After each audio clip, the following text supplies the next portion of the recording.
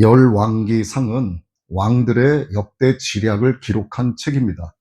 열왕기 하도 마찬가지고 우리나라도 조선 왕족에 관한 기록이 있는 실록이 있잖아요. 조선 왕조 실록. 근데 그런 것들을 도대체 성경에 왜 기록했을까? 이렇게 생각할 수도 있어요. 정말 읽기가 어렵습니다. 역대기 상하, 열왕기 상하 이런 것들은 그냥 그 나라 이스라엘 역사 이야기예요. 이스라엘로 치면 자기네들 국사 이야기입니다. 그런데 그 나라 왕이 누가 왕이 되고 왕이 무엇을 했고 도대체 이것을 기록한 이유가 무엇일까 생각할 수 있지만 다르게 생각하면 하나님의 구속사인 거예요, 이것이. 하나님의 구속사의 대상은 다른 피조물이 아니라 인간들입니다. 그러면 인간들의 나고 죽고 또 나서 살면서 행해지는 모든 일들, 그가 죽기까지의 행한 모든 것들에 대한 것은 하나님의 관점으로 봤을 때는 구속사라고 하는 하나님의 구원의 역사 안에 기록이 되어가는 거예요. 그래서 열왕기 상하, 역대기 상하 이것은 하나님께서 선택하신 이스라엘 백성과 또 이스라엘 백성 주변에 있는 이방 여러 나라 민족들의 기록을 통해서 하나님께서 이들을 통해서 어떻게 역사하시고 하나님께서 이방 민족을 통해서 이스라엘과 유다를 어떻게 징계하시고 이들이 회개했을 때 또다시 이들과 싸워서 어떻게 이기게 하시는지에 대한 하나님의 속성과 이들을 향한 하나님의 마음과 마음에서 나오는 하나님의 수만 가지의 상상을 초월하는 방법을 통해서 역사하시는 모든 기록이 바로 역대기 상하와 열왕기 상하예요. 그래서 이것들을 통해서 하나님의 일하시는 방법을 우리가 배울 수 있는 겁니다.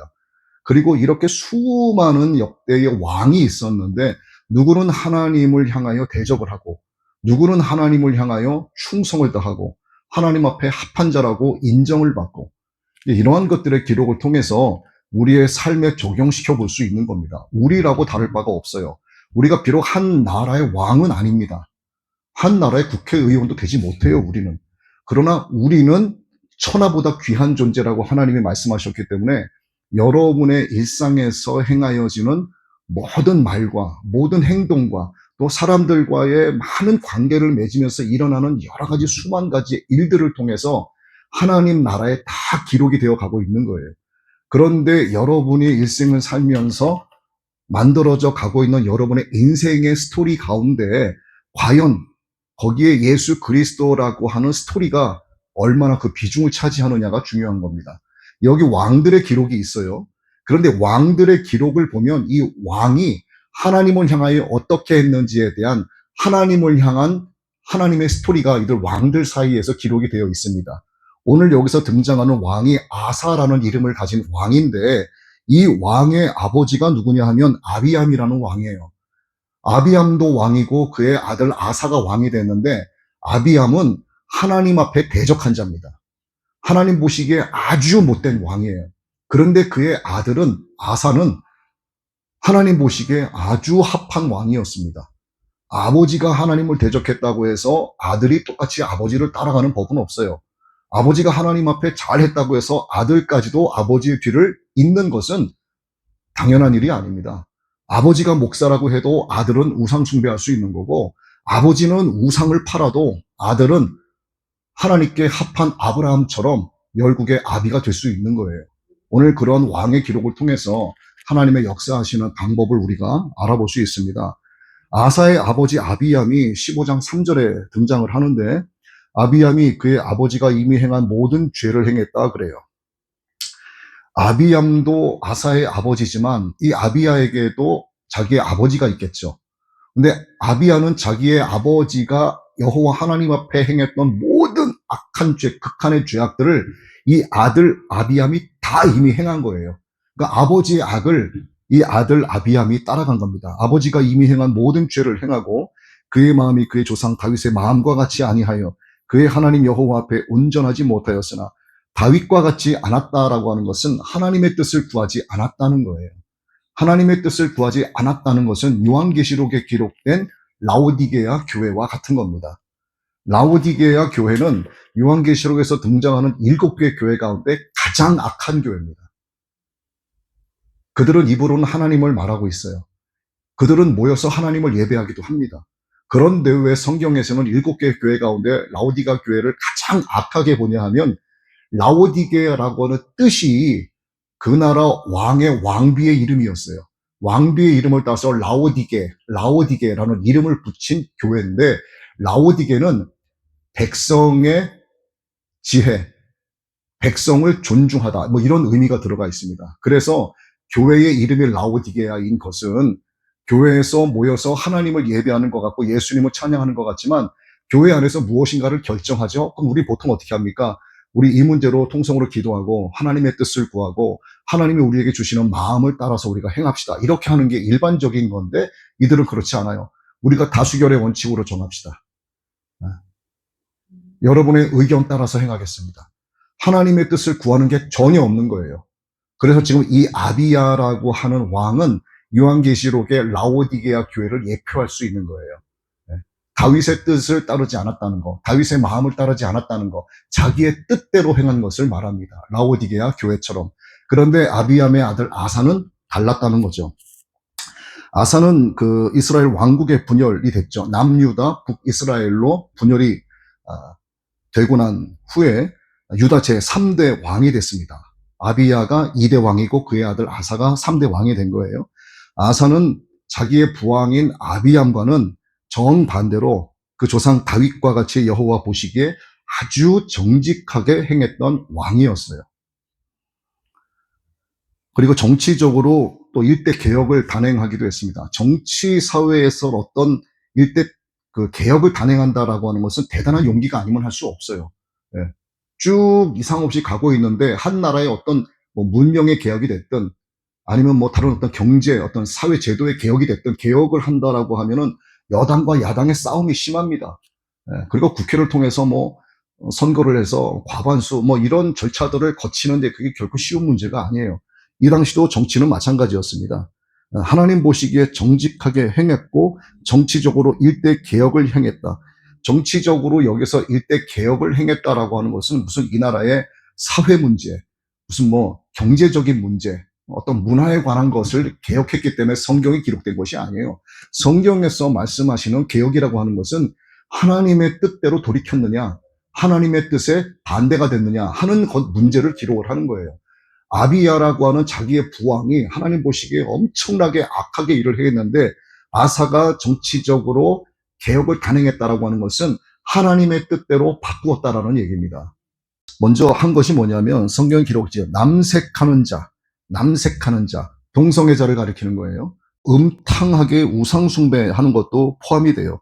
이런 매춘 행위로 바쳐진 남자들, 매춘 행위를 하잖아요. 남자와 여자가 뭐 돈 거래하면서 매춘 행위를 하는데 그 대상자가 남자가 남자를 사는 거예요. 이러한 것들을 정치적으로 개혁해버렸다, 없애버렸다. 지금 그 기록을 하고 있는 겁니다.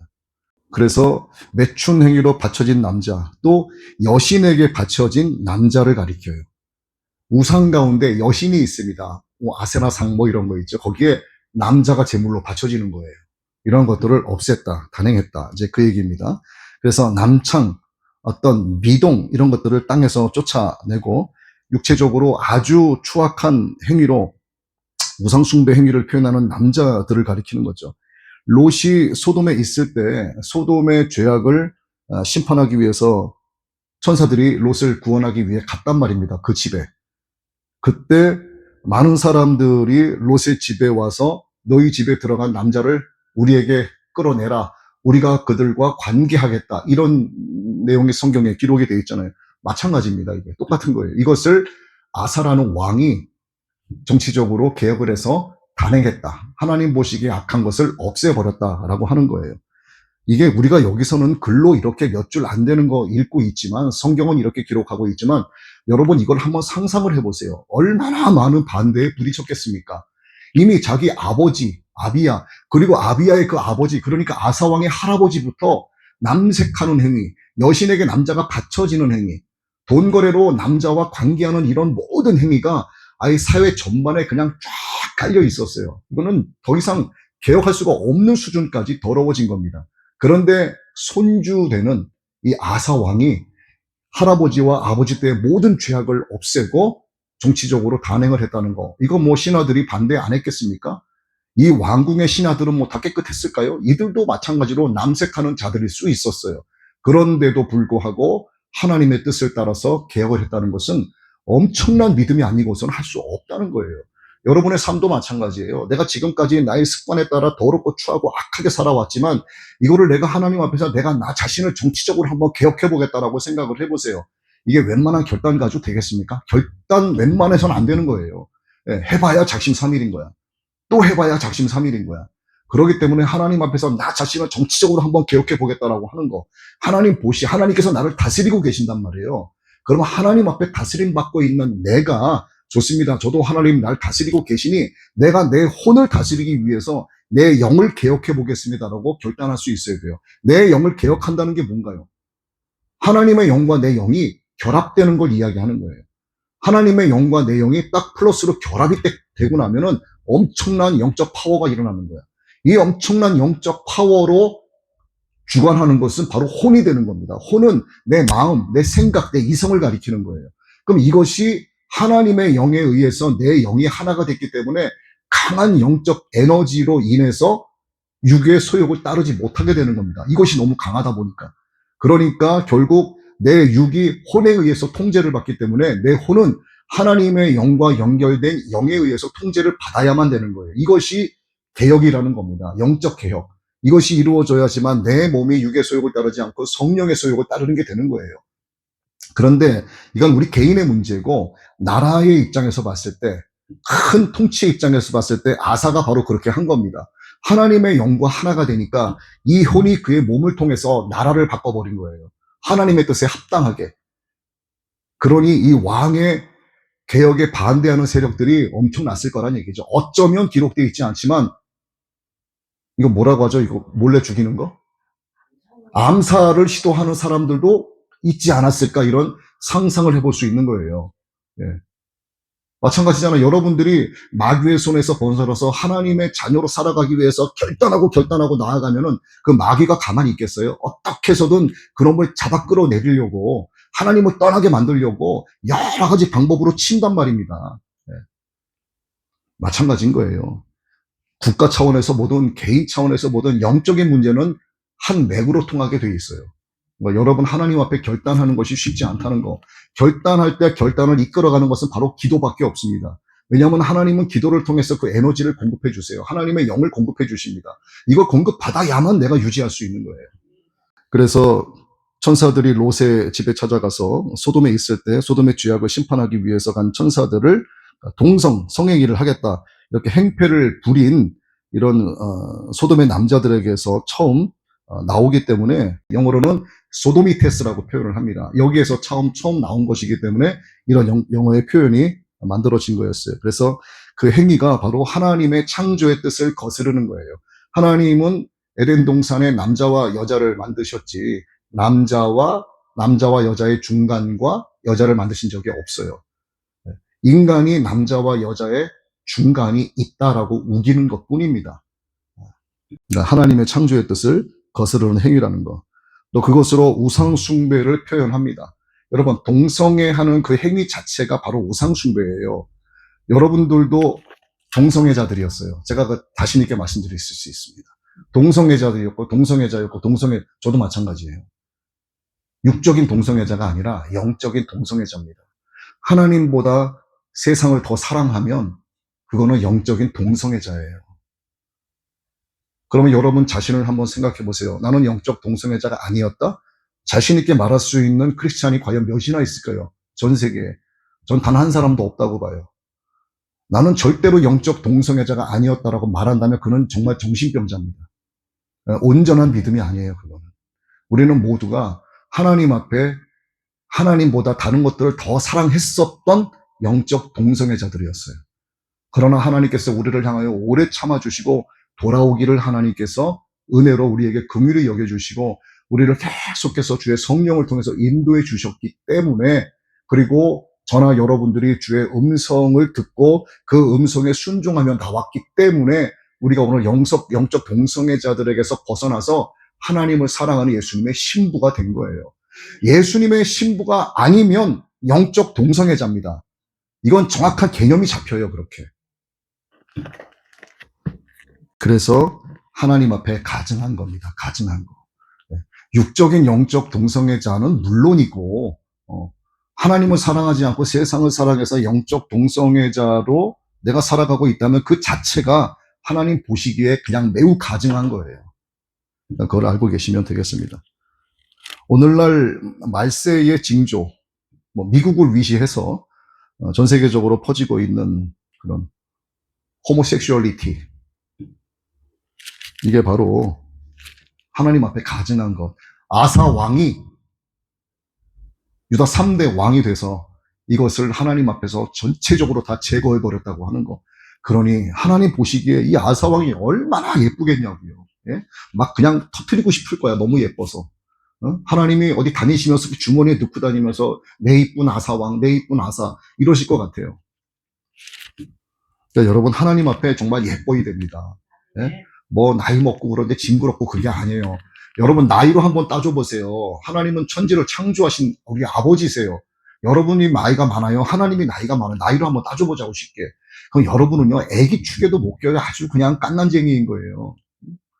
여러분 그 시냇가에 조그마한 그 낮은 물가에 물 온도가 좀 따뜻한 곳에 보면은요, 물고기 송사리들 보셨어요? 눈에 보이지도 않아.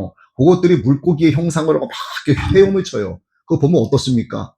아유, 저거 한 입거리도 안 되는 거. 그냥 잡기만 하면 터져 죽을 것 같은 거예요. 하나님 보시기에 우리가 그런 겁니다. 그런 존재밖에 안 돼요. 그런데도 그런 나를 위해서 아들을 십자가에 못 박혀 매달아 죽여버리셨어요. 나 때문에. 예? 그분이 창조주 하나님이 나의 아버지 되시는데 그 사랑을 내가 거부하고 세상을 사랑한다? 하나님 좋으시겠냐고요. 가증한 겁니다. 우리가 오늘 아사 왕이 되어야 하는 거예요. 여러분 개인을 스스로 정치적으로 단행하시고 내가 하나님보다 더 사랑하는 것을 제거하고 결단하고 나가야 된다는 얘기입니다. 그 결단이 결단되고 실행되도록 기도로 영적 에너지를 공급받아서 유지해 나가야 되는 겁니다. 예수님의 신부로서 예수님 만날 때까지. 우리가 사랑의 성가 불렀잖아요. 3절. 지금은 희미하게 보이나 그때는 주님을 선명하게 맞대어 보게 되리라. 여러분 얼마 남지 않았습니다. 그날을 기대하시면서 나가시기를 축복합니다. 두 번째 아사왕은요, 인정을 통해서 오는 죄악을 제거했습니다. 우리는 이렇게 사람의 정이 있지, 인정이 있지, 이러면서 사람들 간의 정을 굉장히 중요시하게 생각하는데 자칫 잘못하면 사람과 사람 사이에 그런 정이요, 하나님 앞에 죄가 될 수 있다는 것을 알아야 돼요. 사람의 정이 하나님 보시기에 다 합당한 것은 아닙니다. 이건 하나님이 우리에게 말씀하시는 화목의 문제와는 또 다른 별개의 문제라는 걸 알아야 돼요. 아사원 그의 어머니가 자기를 낳아주셨어. 어머니의 젖을 먹고 자랐어요. 그러면 어머니께 순종하고 부모를 공경해야죠. 하나님과 인간 사이의 10계명이 1계명에서 4계명이고 5계명에서 마지막 계명까지가 인간과 인간 사이에 지켜야 할 계명인데 인간과 인간 사이에 지켜야 할 계명의 첫 번째 계명이 내 부모를 공경하라. 그리하면 네가 땅에서 잘되고 장수하리라라는 하나님께서 축복의 언약을 해주셨습니다. 그런데 아사 왕은 그의 어머니가 자기를 낳아준 어머니가 혐오스러운 아세라상을 만들었기 때문에 태후라고 하는 엄청난 자리에 있음에도 불구하고 태후를 어떻게 했다? 폐위시켰다. 아들이 어머니 태후를 폐위시켰다. 여러분 이게 쉽겠습니까? 저 쉬운 거 아니에요. 이거보다 더 쉬운 게 뭔지 아세요? 더 쉬운 거? 내가 우리 집안에서 예수를 믿기 시작을 했어. 우리 집안이 제사를 계속 드리고 있네? 내가 장남이야. 내가 예수님을 알게 됐어. 제사 드려야 돼요? 말아야 돼요? 드리면 안 돼요. 근데 내가 장남인데 내 남동생들이 많아. 뭐라고 하겠습니까? 형, 미쳤어? 아니, 교회 다니더니 형 미친 거야? 뭐야? 아버지, 어머니한테 제사를 안 지낸다니. 인연 끊어. 이런 얘기 안 나올 것 같습니까? 그런데 이게 행하기가 어려운 거예요. 제사마저도. 그런데 이 아들 아사는 어떻게 했습니까? 자기를 낳아준 어머니 태후라고 하는 엄청난 자리를요, 폐위시켜버렸어. 아들이 어머니를. 왜? 아세라상, 우상을 숭배하고 있기 때문에. 아세라상에게 남자를 제물로 바치기 때문에.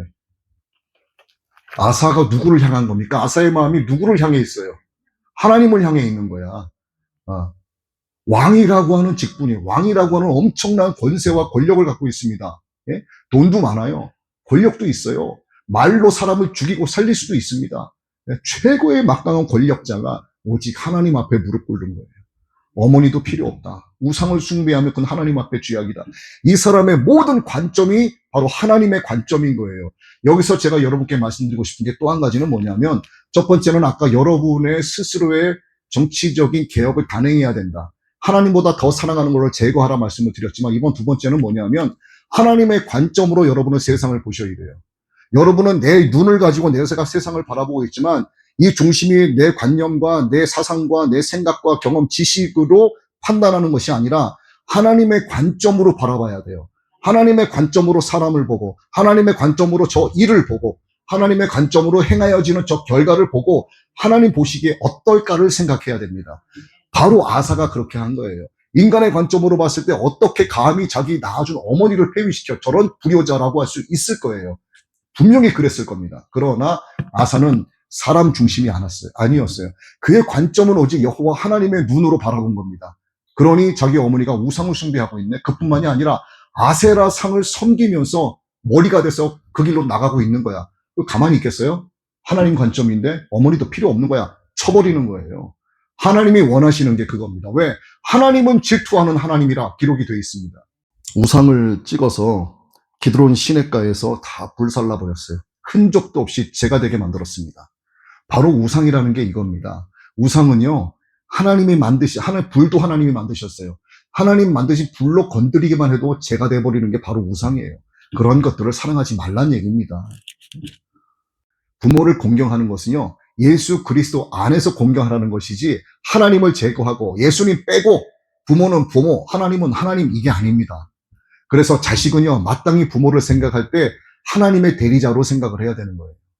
그러나 그 부모가 하나님 바깥에 있는 자라면 하나님의 관점으로 부모를 봐야지, 하나님을 별개로 해서 부모를 바라보고 하나님과는 관계없이 우상 숭배함에도 부모를 공경하는 것은 하나님 보시기에 그렇게 썩 합당한 것은 아니라는 거예요. 그러면 그럴 때 자식은 어떻게 해야 되겠는가? 부모님에게 예수님을 증거해야 됩니다. 듣든지 아니 듣든지 끊임없이 가서 예수님을 증거하고, 말로만 하는 게 아니에요. 내가 마음과 내 행동으로 가서 해야 되는 겁니다. 내가 남들보다, 다른 자식들보다 먼저 가서 다 아버지 어머니 위해드리고 집안 청소도 해드리고, 이를테면 어떤 명절 때가 되면 내가 먼저 가서 전도 붙이고 음식도 장만하고 막 먼저 가서 내가 다 해드리고, 누구보다 실천적이고 모범적으로 해서 본을 보여야 되는 겁니다. 그래서 믿음의 8단계 중에 두 번째가 바로 덕이라는 거예요. 믿음의 덕을, 지식을, 절제, 인내, 경건, 형제 우애, 사랑. 두 번째가 뭐라고요? 예수 그리스도를 믿는 믿음이 있으면 그 다음 나타나는 게 바로 덕이에요. 덕은 내가 나를 위해서 나타나는 게 아니라 하나님의 영광을 위해서 나의 모든 말과 행동으로 하나님께 영광을 돌려내고 마지막에 사랑을 내 덕을 통해서 보여주는 겁니다. 내가 먼저 모범을 보이고 실천하는 게 덕인 거예요. 야, 참 저 사람 덕스러워. 저 사람 참 모범적이야. 저 사람 먼저 와서 저렇게 봉사하고. 야, 정말 존경스러워. 이 정도 돼야 된다는 얘기입니다. 이게 믿음에서 나타나는 덕. 그러니까 부모를 공경하는 것도 하나님 제외가 아니라 예수 그리스도 안에서 부모를 공경하라가 되는 거예요. 그래서 아사가 자기의 어머니의 그 태후 자리를 폐위시켰다라고 하는 거. 하나님 앞에서는요, 모든 인간이 하나님을 섬겨야 할 존재밖에 없습니다. 아무리 부모의 부모, 할아버지라고 해도 인간이에요. 인간은 무조건 하나님을 섬기게끔 되어 있어요. 그런 종교심이 있는데도 불구하고 애써 성경은 뭐라고 기록하고 있는가? 그들은 자기가 애써서 하나님을 마음에 두기 싫어한다라고 기록하고 있어요. 하나님의 존재를 사람들이 모를까요? 압니다. 천주교 단어도 알고요. 불교를 다녀도 알고 무슬림도 알아요. 이상한 사이비 종교들도 하나님의 존재를 압니다. 그러나 모른다고 이야기하는 거예요. 사람의 속을 아무도 모르죠. 그들은 모르지만 성경은 그렇게 기록을 하고 있어요. 하나님을 마음에 두기 싫어한다. 하나님을 모른다가 아니에요. 하나님을 마음에 두기 싫어하는 것 뿐입니다. 그래서 하나님 보시기에 악한 거예요. 그래서 모든 인간이 하나님을 섬겨야 할 존재라고 하는 것을 우리가 알아야 되고, 세 번째는 물질로부터 오는 죄악을 제거해야 되는 거예요. 하나님을 섬기기 위해 바쳐진 것, 이것은 분명히 성별한 것입니다. 코데쉬라고 이야기하죠. 카도시라고 이야기합니다. 구별된 것. 하나님께 바쳐진 물건, 봉헌된 것, 거룩한 것, 이것은 구별돼야 해요. 하나님의 축복 가운데 헬라어 헤렘이라는 게 있어요. 헤렘의 축복, 헤렘의 저주, 헤렘이라고 하는 단어가 있는데 이 헤렘은요, 두 가지의 의미를 지닙니다. 하나님께서 나에게 복을 주심으로 내가 부유하게 살아가고 있어. 늘 하나님 앞에 헌신하며 섬기며 살아가고 있어. 내가 이것을 하나님 앞에 온전히 드렸어. 그럼 이것은 구별되어진 거예요? 구별되어진 게 아니에요. 구별되어진 거예요. 하나님께 구별되어진 것을 하나님께 온전히 드림으로써 이를 오히려 감사하고 기뻐하면 이것은 구별한 자에게 하나님의 축복이 되는 거야. 그런 내가 하나님의 것으로 구별되어져야 된다는 것을 알면서도 구별하지 않았어. 그럼 어떻게 돼요? 이것은 구별되어져야 될 것을 구별하지 않았기 때문에 이것은 헤렘의 저주가 되는 겁니다. 헤렘이라고 하는 단어에 두 가지의 의미가 들어있어요. 축복과 저주가 들어있어요. 하나님의 것을 구별했느냐, 구별하지 않았느냐. 다른 말로 카도시라고도 이야기를 해요. 아사는 그렇게 하나님의 것을 거룩하게 구별을 했습니다. 15절 말씀, 그가 그의 아버지가 성별한 것과 자기가 성별한 것을 여호와의 성전에 받들어 드렸으니 곧 은과 금과 그릇들이더라.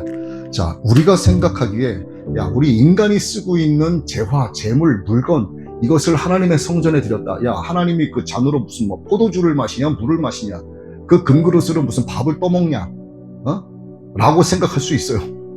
그렇지 않습니다. 그건 큰일 날 생각이에요, 정말.